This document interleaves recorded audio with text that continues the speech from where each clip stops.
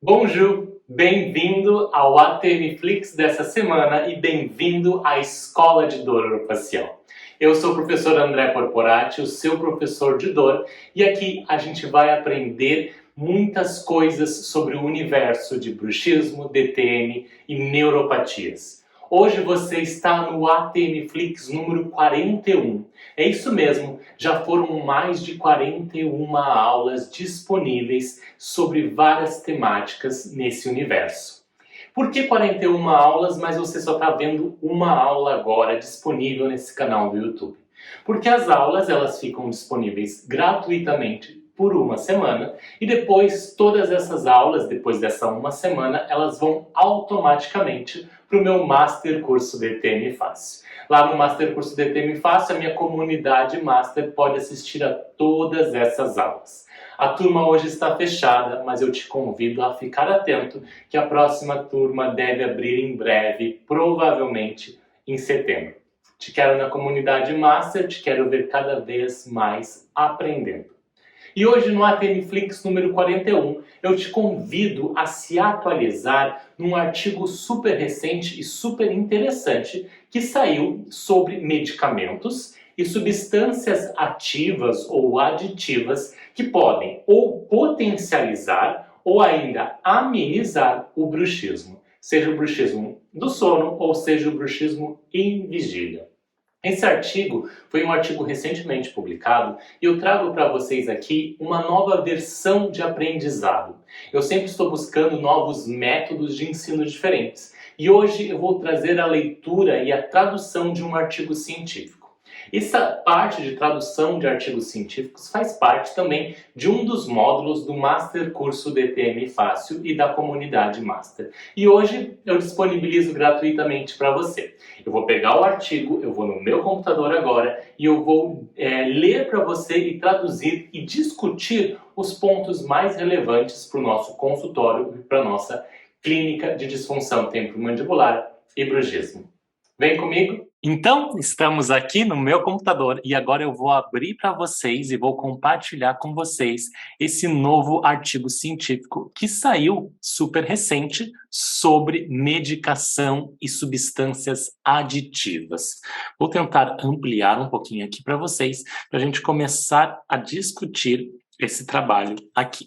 Então, esse é um trabalho, esse artigo de revisão, na verdade, é um tipo de artigo de revisão, que ele foi publicado recentemente na JOR, Journal of Oral Rehabilitation, uma das melhores revistas e jornais sobre dor orofacial e disfunção temporomandibular, ou até mesmo bruxismo. Eu, inclusive, sou revisor da JOR Oral Rehabilitation e trago para vocês essa possibilidade de artigo onde a gente pode discutir. Bom, o que é importante de aprender aqui? Que o artigo é esse, medicamentos e substâncias aditivas que podem potencialmente induzir ou atenuar o bruxismo do sono ou ainda o bruxismo em vigília. Esse trabalho foi publicado por vários pesquisadores incríveis, um grupo de pesquisadores da Holanda, né, de Netherlands, como encabeçado pelo Debat, e também foi orientado pelo professor Frank Lubiso, da Universidade de Amsterdã. Ainda incluiu alguns autores e pesquisadores de algumas outras universidades, como o professor Daniele Manfredini, da Universidade de Siena, da Itália, o Winocur, que também ele vem da Finlândia, da Universidade de Helsinki, quem mais? O que vem de Tel Aviv, o Winocur, perdão, vem de Tel Aviv, de Israel. O Manfredini vem da Universidade de Siena. E Helsinki, o número 5, é Alasberg. Não sei como pronuncia direito esse nome. Mas vieram dessas universidades, então um trabalho multicêntrico com vários profissionais envolvidos. Vamos lá. Então, esse trabalho, o que ele traz de interessante? Primeiro, né, obviamente, a gente já sabe que é um trabalho que vai abordar o bruxismo. E o bruxismo ele é caracterizado, então, aqui, como uma atividade muscular e da músculo e da articulação repetitiva. É uma atividade jaw-muscle repetitiva, caracterizada pelo apertamento ou rangimento dos dentes, tá? e ainda pelo bater dos dentes, ou ainda manter thrusting of the mandible, que é o manter a mandíbula na mesma posição. Tá? Isso é bem importante, esse detalhe, porque manter a mandíbula na mesma posição, isso nos lembra, nos condiz que não necessariamente a gente precisa ter dente para que isso aconteça. Tá? O bruxismo ele tem dois tipos ou duas manifestações circadianas importantes e distintas, que são ou o bruxismo do sono, quando acontece quando a pessoa está dormindo, ou o bruxismo em vigília, quando a pessoa está acordada. Tá?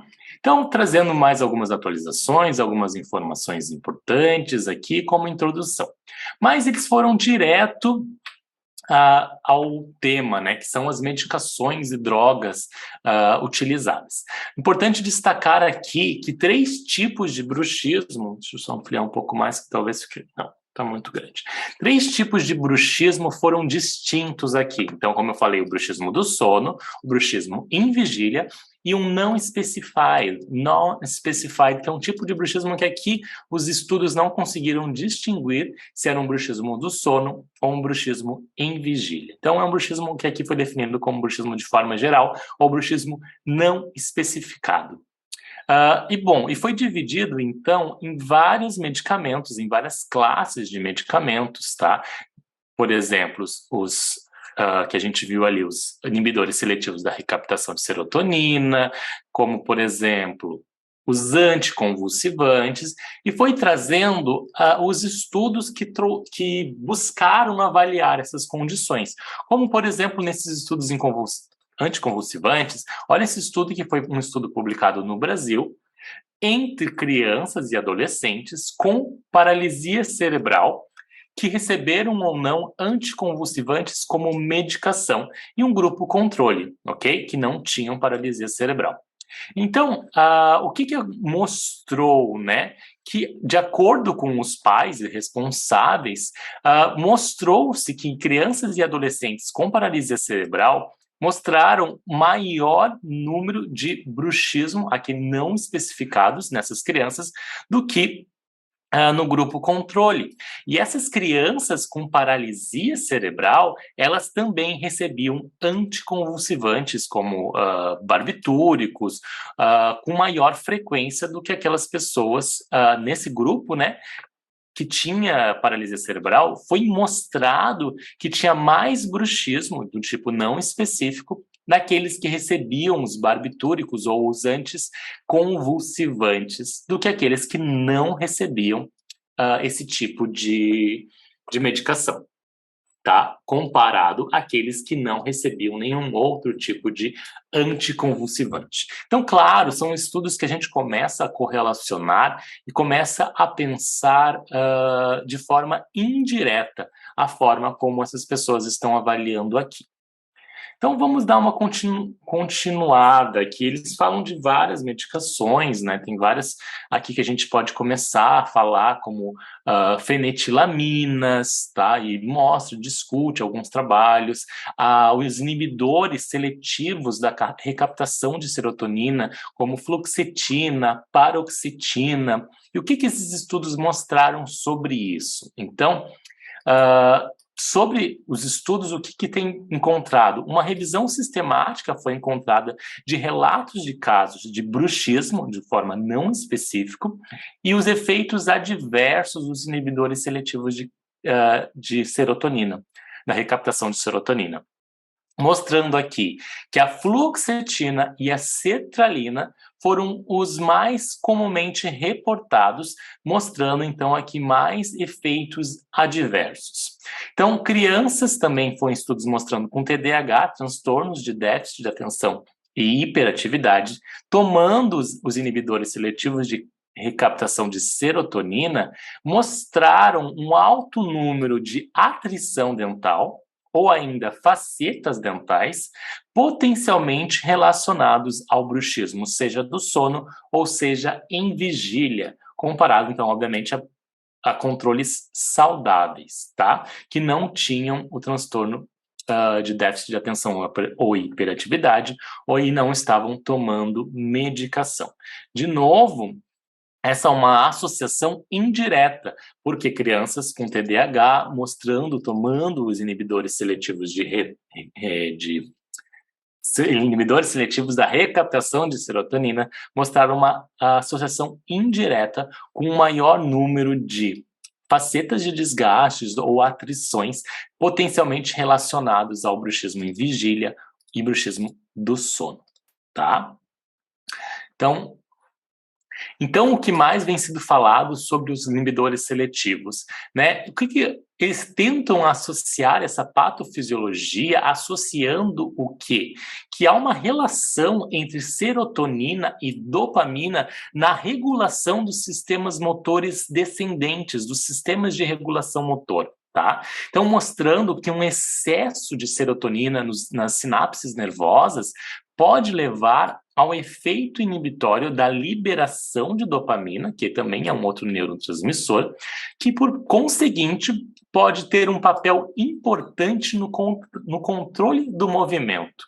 Tá? Então, muita serotonina pode fazer um efeito inibitório da dopamina, e se inibe a dopamina, vai inibir o controle motor, que a dopamina tem um papel relacionado ao controle motor.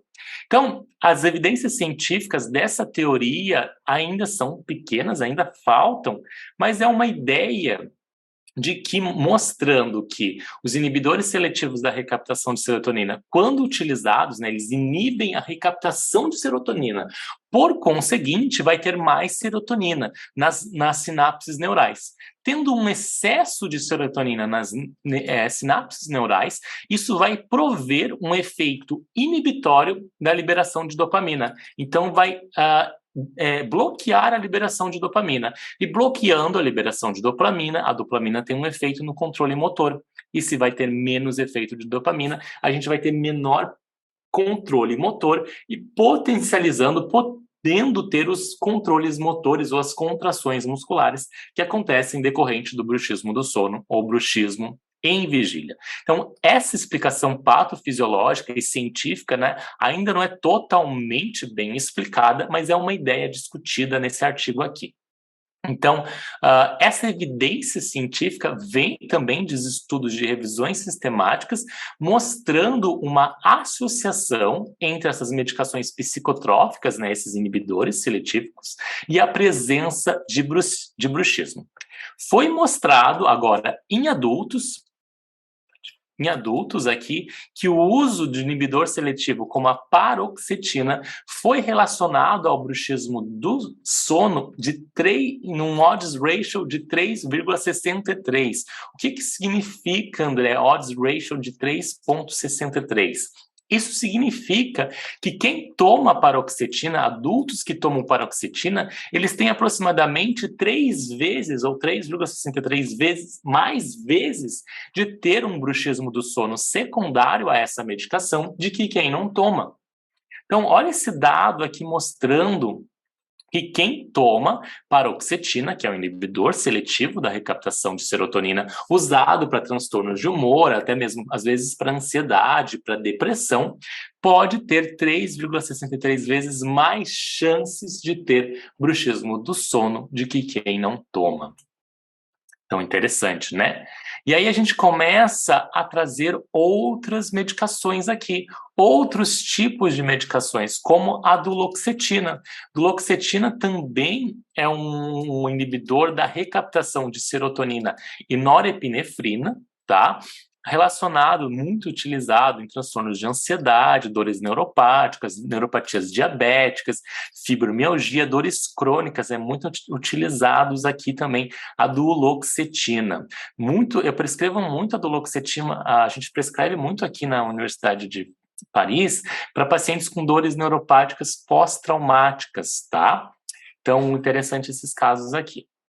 E o que esses estudos mostraram, que essa revisão aqui trouxe?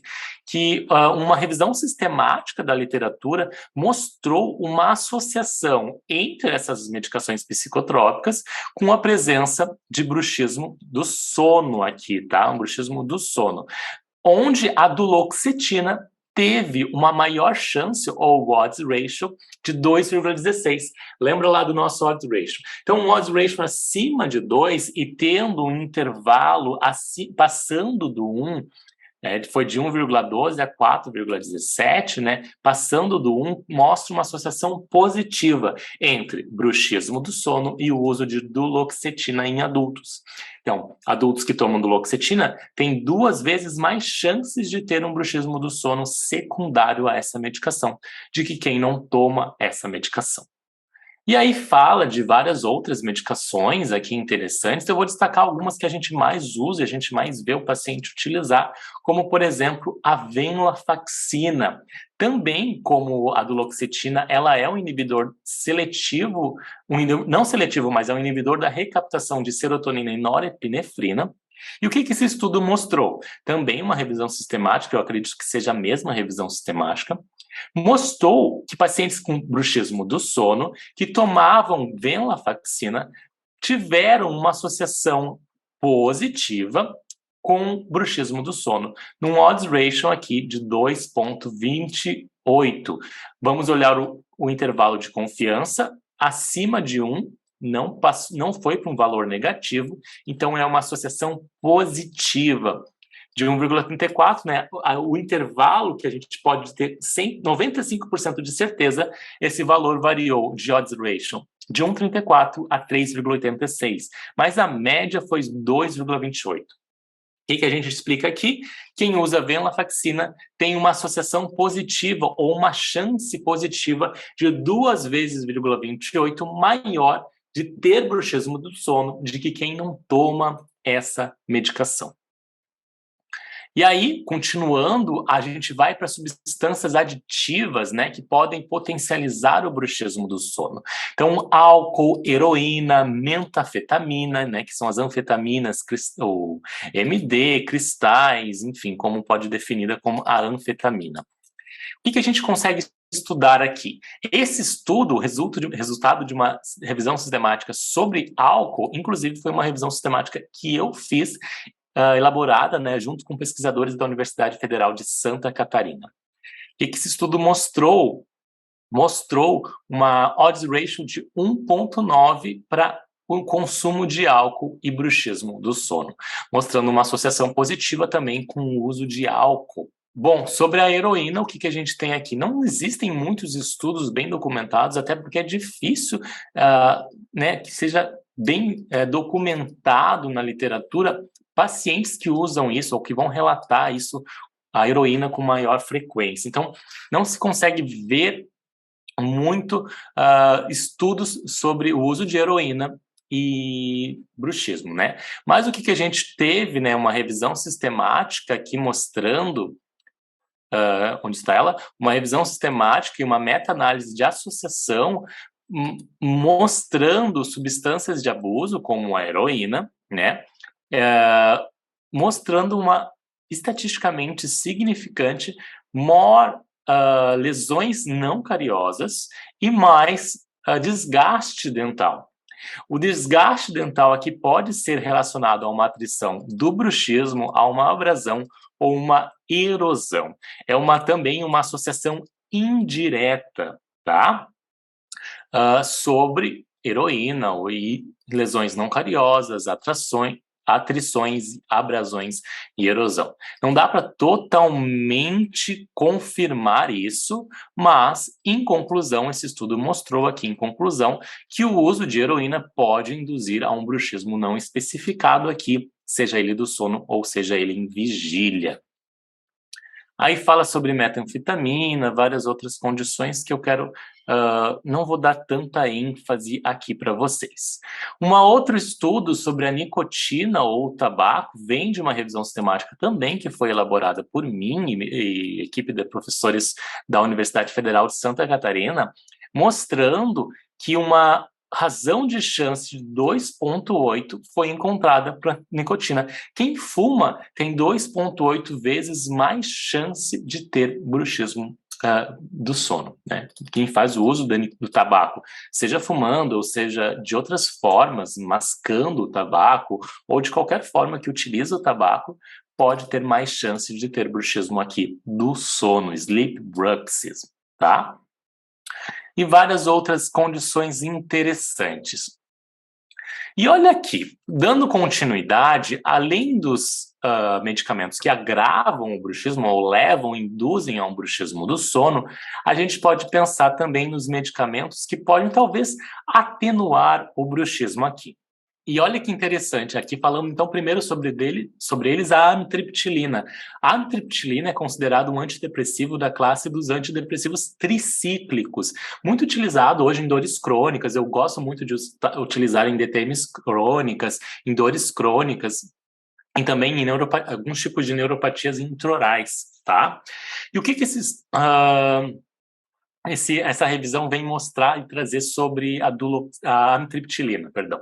A amitriptilina, que é o famoso Amitril, ou o Pamelor, que é um nortriptilina, que é um melhorado da amitriptilina, tá? Então, o que alguns estudos, usando estudos duplo cego, mostraram em 10 adultos, né, sujeitos adultos, com bruxismo do sono, onde foi administrado amitriptilina e o grupo placebo, então foi placebo controlado, por um período apenas de 1 semana.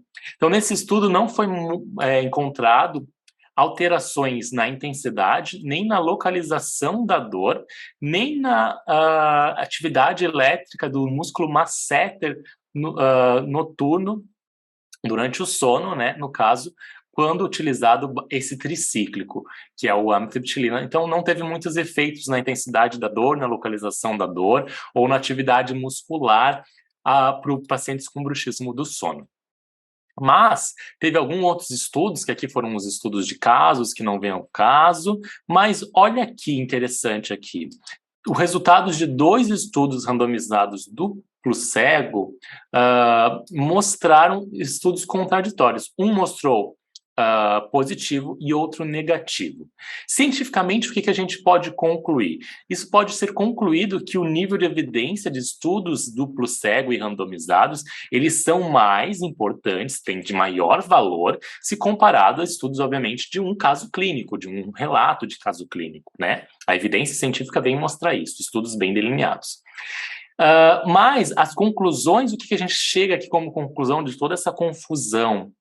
Que as conclusões pode ser que os clínicos que devem estar atentos que a amitriptilina pode ser interessante no tratamento de bruxismo do sono induzido por duloxetina. Tá? Duloxetina aqui, no caso, ele é um inibidor da recaptação de epinefrina e serotonina, tá? Quando o paciente tem isso, talvez usar a duloxetina e substituir por uma amitriptilina, talvez pode ter um efeito interessante aqui nos pacientes que têm bruxismo secundário a essa medicação, tá? Obviamente, nós, dentistas ou fisioterapeutas e fonoaudiólogos, nós não usamos essa medicação específica duloxetina para transtornos mentais. Quem faz isso, né, para as doenças mentais são os médicos, psiquiatras que prescrevem essas medicações. Então, o que a gente pode fazer? Percebendo um bruxismo secundário ao uso dessas medicações, como a duloxetina, a gente pode encaminhar esse artigo para o nosso médico que trabalha com a gente, para falar que talvez, se possível, dependendo de cada caso, a gente pode substituir a duloxetina por uma amitriptilina. Se for possível, o médico vai fazer a avaliação, vai ver a questão, né, da comparação dos efeitos colaterais da medicação com os efeitos benéficos da medicação. E ele vai colocar numa balança isso e vai ver se é válido ou não. Dando continuidade, falando agora sobre a toxina botulínica, eu tenho uma aula específica do ATM Flix que fala sobre ela, sobre a toxina botulínica, né, do tipo A aqui. Então, essa toxina, né, ela obviamente é uma neurotoxina, né, que atua no bloqueio da liberação de acetilcolina, tá, que por consequentemente vai diminuir a contração muscular. Não tem muitos estudos hoje sobre a toxina botulínica e bruxismo, tá? Principalmente bruxismo do sono em vigília. O que foi encontrado aqui foi uma revisão sistemática da literatura que incluiu apenas 4 estudos. É muito pouco ainda para chegar a conclusões. Mas nesses 4 estudos mostraram uma eficácia desse tratamento no bruxismo do sono. 2 dos estudos que tinham bruxismo do sono foi diagnosticado através da polissonografia ou eletromiografia, tá?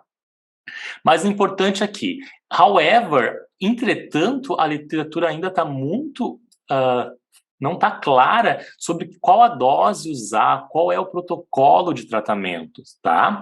Ainda mais sobre a toxina botulínica, é apenas uma revisão sistemática, tá? O que a gente precisa ainda mais saber dos efeitos adversos disso, da toxina, que pode ter perda óssea, perda da densidade óssea de côndilo ou região alveolar da mandíbula, onde é aplicado essa toxina botulínica, tá?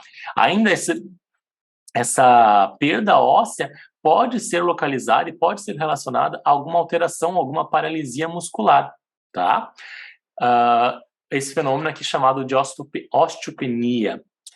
Ainda precisa-se de estudos de grande amostra sobre um longo período de tempo para conseguir estabelecer uma confiança, né, eficácia e safety, confiança e segurança no uso da toxina botulínica para o tratamento do bruxismo. Hoje em dia ainda não se tem confiança, hoje em dia ainda não se tem segurança total na toxina botulínica. A toxina botulínica a gente pode pensar aqui como uma terapia refratária. Se já foi tentado todas as possibilidades para o bruxismo, e se o paciente tem uma indicação específica, talvez uma hipertrofia muscular, talvez quebra de restaurações, quebra de próteses, a gente pode pensar como refratário e sempre como uma tentativa e não como tratamento de eleição e de escolha, porque todos esses efeitos adversos. Ainda mostrando aqui sobre a toxina botulínica, atenção deve ser tomada em relação aos efeitos adversos reportados pela FDA, a Federação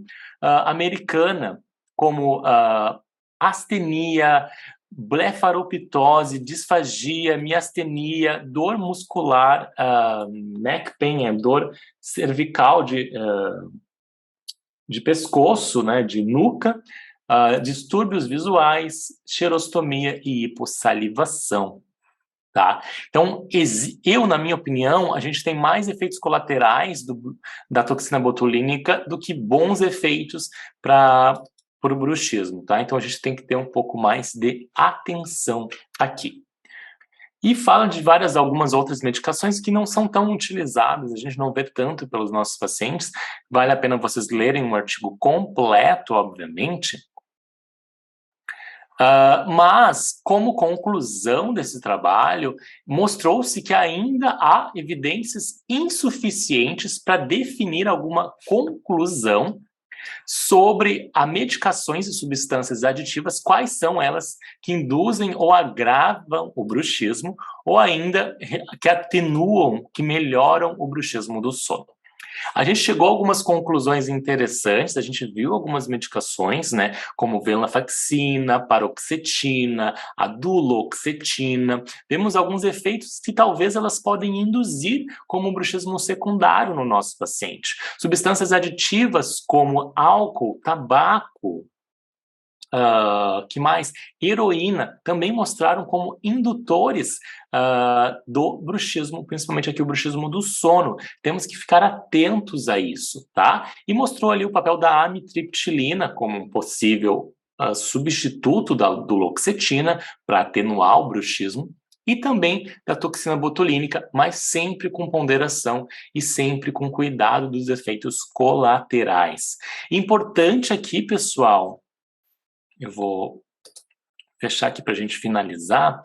É importante aqui destacar para vocês esses resultados, como concluídos nesse trabalho, tem que ter parcimônia, cuidado, ponderação na hora de analisar isso, tá bom? Analisar esses resultados com cautela, mas é sempre um artigo de cabeceira, assim, de mão. Eu deixo no consultório, a gente fica lá sempre quando vai investigar o paciente que tem bruxismo, é interessante investigar essas medicações, todas que foram citadas aqui.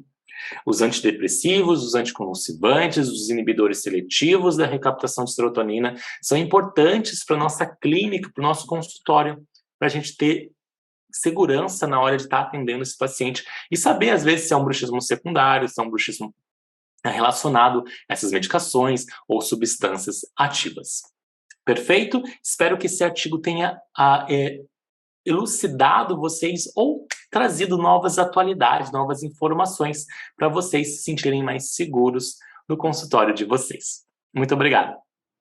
Que bom que você veio até aqui, que bom que você está aqui comigo. Fico feliz que vocês tenham aprendido uma nova forma de visualizar os medicamentos e as substâncias aditivas com relação ao bruxismo. Agora você vai ter mais capacidade para atender os pacientes com dor. Você vai ter mais segurança na hora de atender os seus pacientes. E é por isso que eu estou aqui nesse ATM Flix. Se você quer receber todas as aulas do ATM Flix enquanto não entra na comunidade Master, eu te convido a assinar o ATM Flix. O ATM Flix é um programa onde você assina todas essas 40 aulas, né? Hoje 41 aulas, e você pode ver e rever todas elas por um período de 6 meses. É um valor mínimo de apenas R$ 99,00 que você pode acessar. Tá bom? Te espero no ATM Flix e te espero em breve na próxima turma da comunidade Master e do Master Curso DTM Fácil. Muito feliz de te ver aqui hoje. Um grande abraço e uma boa semana. Eu super indico a todos aqueles que querem aprender de uma forma simples, didática sobre DTM e placas oclusais. Eu conheci o André através aqui das redes sociais, quando eu comecei a estudar um pouco mais de DTM. Então, mas o teu curso, o DTM Fácil, gente, é maravilhoso. E te admiro muito, assim, como pessoa, como profissional. Eu super aconselho fazer esse curso, o Master Curso. Eu queria falar um pouquinho do teu curso também, que tá excelente, super organizado, completo. E achei muito prática, muito didática a forma que ele nos ensinava, que para mim era um tema muito complicado, DTM, bruxismo e todas as suas relações. Quando eu comecei a acompanhar você na internet, eu falei assim, cara, mudou muita coisa, peraí. Aí eu comecei a ver, comecei a acompanhar tuas lives, e teu curso é muito legal, abriu muito a minha mente de um monte de coisa nova que eu não conhecia, que não é da época que eu fiz formação. Muito obrigada, André, por dividir todo o seu conhecimento de uma forma super simples e didática. Em seguida, o DTM Fácil, que hoje em dia eu acho que é um curso único, e eu posso certamente recomendar muito esse curso, porque ele é muito fácil de aprender, você acaba entendendo, conseguindo inserir no seu dia a dia essa disciplina e ajudando muito seus pacientes. Mas está completíssimo, assim, desde a base teórica até a avaliação, como fazer, como otimizar o tempo, até como técnicas de tratamento, farmacologia, que é uma coisa pra gente, assim, é bom saber, né? A gente não medica, a gente não prescreve, mas é bom a gente saber o que o paciente está tomando e acompanhar isso. Então, nossa, eu tô aprendendo muito, assim, cada vez mais ali. Foi um dos melhores cursos. Eu falo pra você que você foi um achado divino na pandemia, porque adorei. Eu, assim, pra mim, me ajudou claramente no diagnóstico mais rápido, sabe? Porque eu tô acostumada com pesquisa e fazer aquele questionário todo, RDC, então é muito tempo, né, pro paciente. O curso ele é muito atualizado, o André está sempre disposto a responder as questões dos seus alunos, ele sempre atualiza questões de artigos nos grupos, e está sempre presente ali quando a gente precisa. Então, só agradecer por toda a dedicação que ele tem com todos os seus alunos. Me ajudou, eu te falei que eu tinha 2 anos que eu não atendia paciente e fui atender 2 pacientes. Mas você fala de uma forma muito simplificada mesmo, de como você pode fazer um diagnóstico, isso tem me ajudado bastante. Fora que é tudo muito atualizado, né? Você fala ali sobre o que existe de mais atual mesmo, né? Em técnicas, em farmacologia e tudo mais. Quem não entende nada de DTM, quem está saindo da faculdade, está no último ano, também é um curso, você tem uma didática maravilhosa, sabe? Um beabá, você pega na mão da gente, você ensina, você tá super fácil. Então tá sendo muito proveitoso mesmo. sempre bom. Super investimento. É uma atualização maravilhosa para quem já trabalhava como eu e para quem está começando.